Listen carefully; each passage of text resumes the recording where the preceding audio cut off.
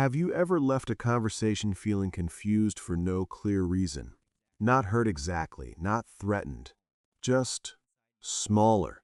Like something inside you had quietly shifted, and by the time you noticed it, the moment was already over. That is how control often begins. Not with force, not with shouting, but with a subtle rearranging of your thoughts, a slight tilt in your perception, a sentence that makes you doubt your memory, a look that makes you question your worth. The most dangerous psychological control does not feel like an attack. It feels like influence. It feels normal. Sometimes it even feels like love, concern, guidance, or protection. And that is what makes it terrifying. Because when someone can enter your mind without being invited, they do not need to imprison your body. They only need to make you distrust your own reality. And once that happens, they do not have to control every decision. They only have to control the way you think before you make one. Most people imagine manipulation as something obvious, a liar, a con artist, a villain. But real psychological control is usually quieter than that. It hides inside ordinary relationships. A partner who always seems reasonable. A friend who somehow leaves you feeling guilty every time you say no. A boss who makes you think your exhaustion is a personal weakness instead of a sign of exploitation. The human mind is not controlled by chains. It is controlled by patterns, repetition, emotion, uncertainty, reward, fear. The best manipulators do not break your mind in one dramatic moment. They train it slowly until you start doing their work for them. The first way people secretly control your mind is by making you doubt what you know. This is one of the darkest forms of influence because it attacks the foundation of identity itself. If you cannot trust your memory, your judgment, or your emotional reactions, then you become vulnerable to whoever sounds most certain. Imagine a woman who brings up something painful her partner said last week. He smiles, calm voice, soft eyes. He tells her that never happened. Or maybe it happened, but not the way she remembers. Or maybe she is too sensitive. Maybe she always twists things. At first she argues, then she explains, then she starts keeping mental notes, then screenshots, then apology drafts for things she is not even sure were her fault. The disturbing part is that the manipulator does not always need to fully convince her. He only needs to introduce enough confusion that her confidence begins to crack. This is how psychological erosion works. Not by destroying reality, but by contaminating it. Once doubt enters the mind, the person being controlled becomes easier to steer. They ask more questions, they hesitate more often, they rely more heavily on the manipulator to define what is true. And slowly, the center of authority moves. It no longer lives inside them. It lives in someone else. That is one of the clearest signs of mind control. When your inner voice becomes weaker than another person's version of your life. The second way people secretly control your mind is through guilt, not honest guilt. Not the kind that helps you correct a mistake. I mean weaponized guilt. The kind that turns your conscience into a leash. This method is so effective because good people are especially vulnerable to it. People who care, people who want harmony. People who hate disappointing others. A manipulator learns this quickly. They notice what kind of person you are, then use your own morality against you. They do not say, "Do what I want because I am controlling you." They say, "After everything I've done for you, this is how you treat me." Or, "I guess I just matter less to you." Or, "Fine, don't help. I'll handle it alone like always." On the surface, these sound like emotional reactions, but underneath, they are psychological traps.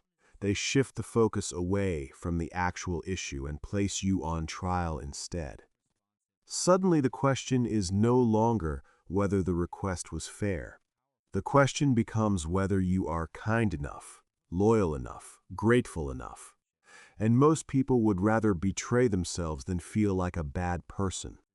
That is the power of guilt. It does not need to force action. It makes surrender feel morally necessary.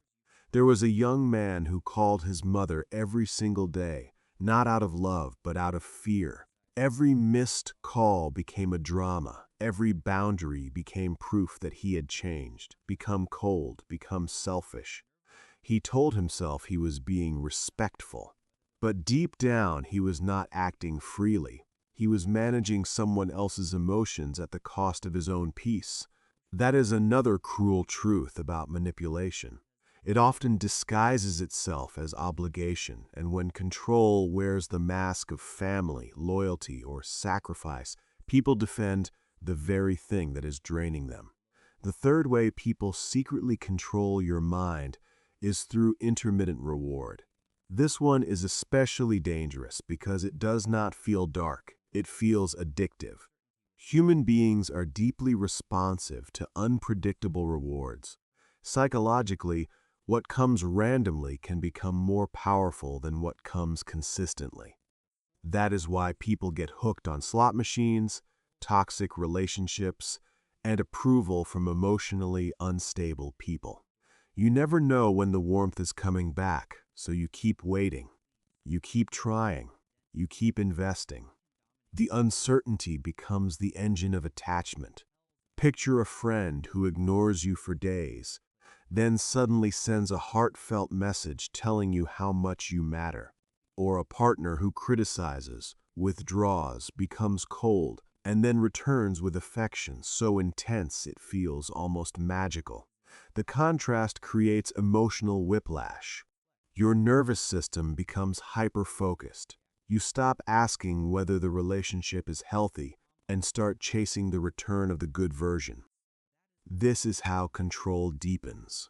The manipulator creates emotional drought, then offers tiny drops of rain. And because the human mind remembers relief so vividly, those small moments begin to feel bigger than they are. A woman once described her relationship like this: "The highs were so high that I kept forgetting how low the lows were." That sentence contains the whole trap. Intermittent kindness can feel more intoxicating than stable care. The mind starts to associate suffering with value, struggle with meaning, uncertainty with passion. And once that association is formed, people will stay loyal to what hurts them because they are not just attached to a person. They are attached to the possibility of emotional reward. The fourth way people secretly control your mind is by controlling your attention. This may be the most modern form of manipulation because attention is the doorway to thought. Whatever repeatedly captures your focus begins to shape your beliefs, your mood, and your identity. If someone can dominate your attention, they can influence the story your brain tells about reality. This happens in relationships, workplaces, media, and digital spaces every day. The mind follows what it repeatedly sees. It begins to normalize what it repeatedly hears. A controlling person might flood you with messages when you are trying to think clearly, or constantly bring crises into your life so that you never have the mental space to reflect, or keep you so emotionally activated that you are always reacting, never observing. This is not accidental. A calm mind can evaluate. A flooded mind obeys impulse. That is why some people keep others in a state of confusion, urgency, or constant emotional stimulation. Reflection is the enemy of manipulation. If you pause long enough, patterns become visible, so they make sure you never pause. Think about the employee who is praised just enough to stay loyal, but kept under endless pressure, endless deadlines, endless comparison, or the person in a relationship where every serious conversation turns into chaos. Tears, blame, and distraction until the original issue disappears. That is attention hijacking. It is psychological smoke. If you keep someone busy putting out emotional fires, they never get to ask who started them. And now we come to the fifth way people secretly control your mind. Identity shaping. This is perhaps the most subtle of all because it does not just influence what you do. It influences who you believe you are. The manipulator repeats certain messages until they become internal truths. You are too emotional. You are difficult. You are lucky anyone puts up with you. You are not strong enough to do this alone.